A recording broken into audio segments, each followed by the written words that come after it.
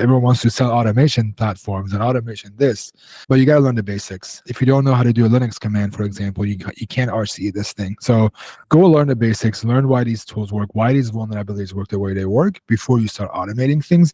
Automation should be a step to make you more efficient. So if you find the same vulnerability across every company 5-6 times a year, automate the hell out of it. But don't go and automate something that you can do manually, and you can't automate everything. So that's I think the biggest mistake is a lot of people think it should be automated and then jump to tools. Another one is I'm very guilty of it. Is I think you're gonna like this, and I'm gonna say SQL injections with SQL map because I know you have to say SQL. Uh, but that's a reality. But like people go straight to a SQL map and they feed it to that, but they don't know how SQL injection works.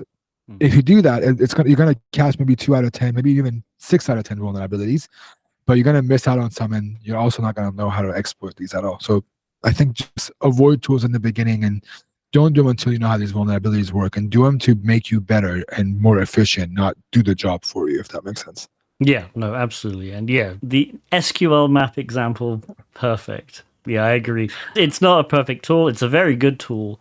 Yeah, the SQL injections I've found, especially in the last few years, have mostly been exploited via SQL map, but initially what twigged me onto them was manual exploitation. So find them initially, and just because, a lot of them were blind, and obviously exploiting a blind SQL injection to extract data is just incredibly slow. So I find them manually and then I pass them, and I often write custom scripts for SQL map if SQL map can't find it.